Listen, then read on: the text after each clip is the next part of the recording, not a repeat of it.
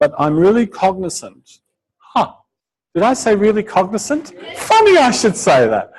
On the board it says. That was actually not intentional, but obviously it was. Anyway, you know the word cognizant, yes?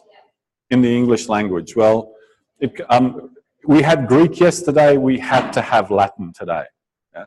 So cognizant comes from the word cognoscere, which means to get to know. Yeah?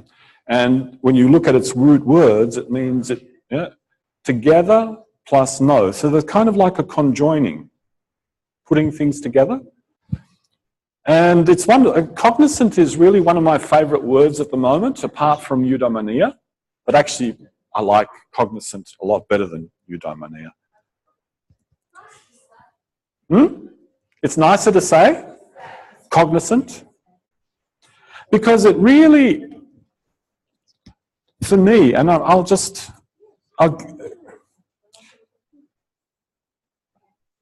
know definitely, if I'm not in that flow of now I sense I'm doing this, and now I sense I'm doing that, and now I sense I'm doing that, if I'm not in that flow, I know that I'm not an awareness through movement lesson.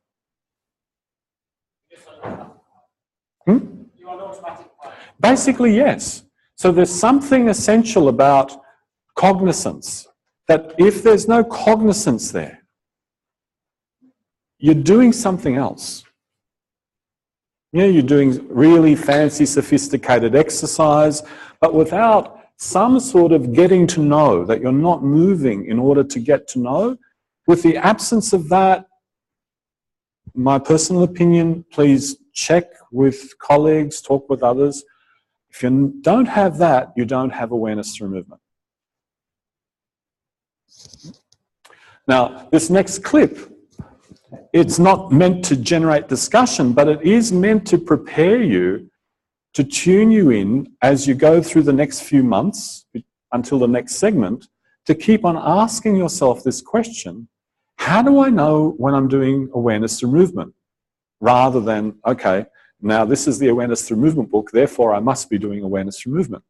How do I know? What is it inside me that lets me know I'm doing awareness through movement?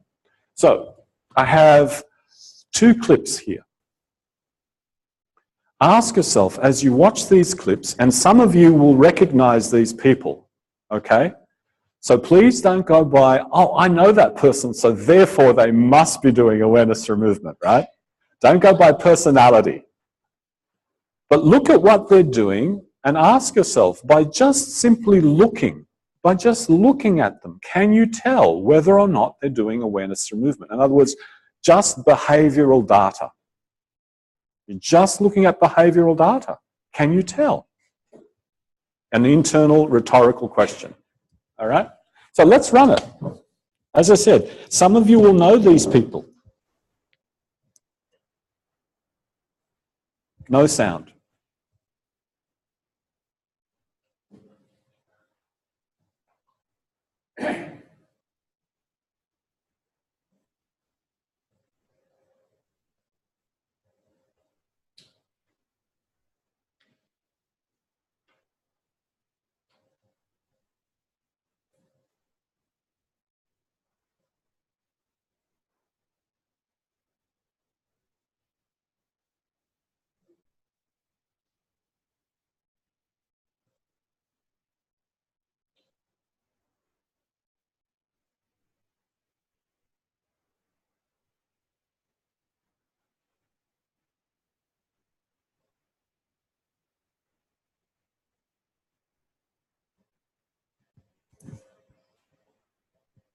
So already, some of you have an internal felt sense that maybe one of those people was doing awareness through movement, maybe both were doing awareness through movement.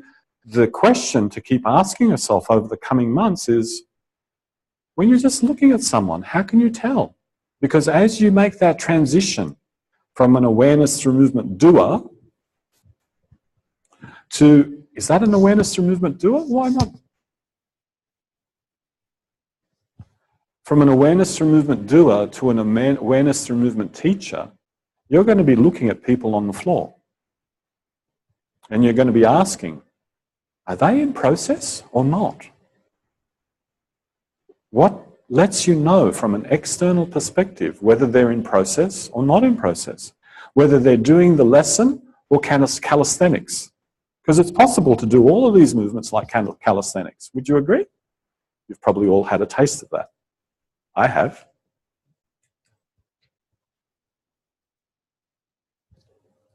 So, I said it was a rhetorical question to reflect upon, and it is.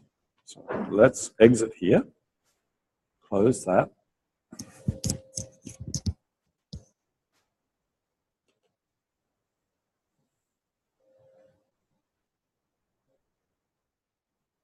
Oh, somewhere here.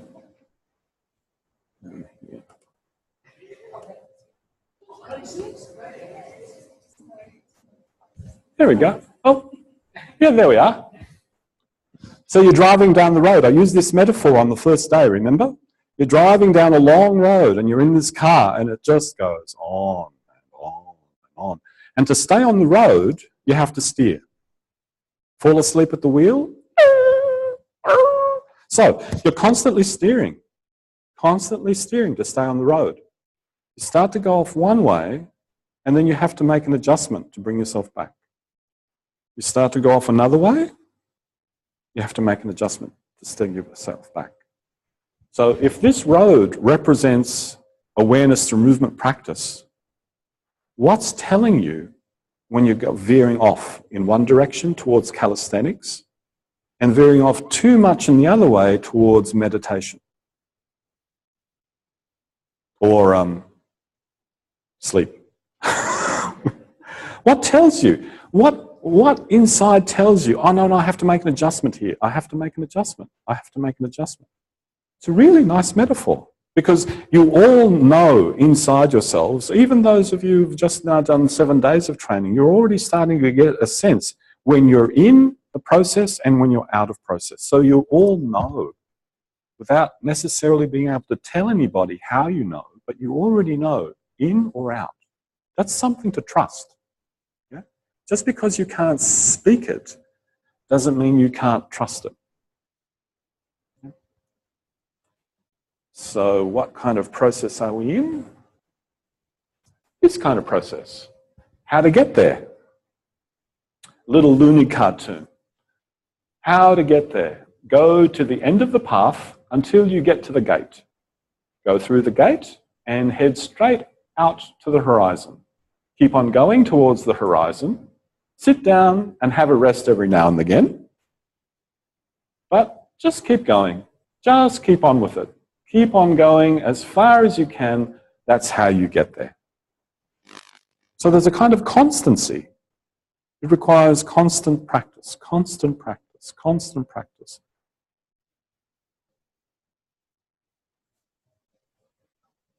And along the way, you gather a teapot and some friends, and you practice with teapots and friends. And then you just keep on going up and down the hills and you start to have a different self-image with a little bit of a curly head. You see what I'm getting at? You walk in the night, you walk in the day. You even grow some hair. You even change your clothes.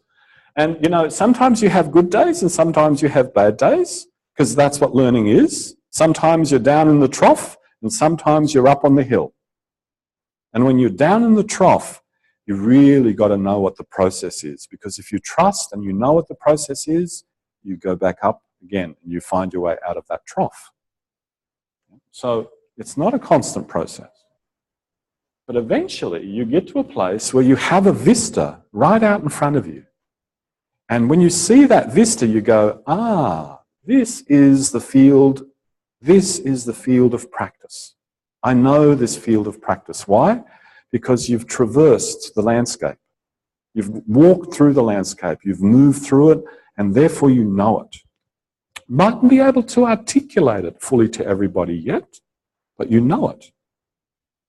And that is peripheral vision. It's not the one detail, it's the whole vista. And you just lands inside you and you know.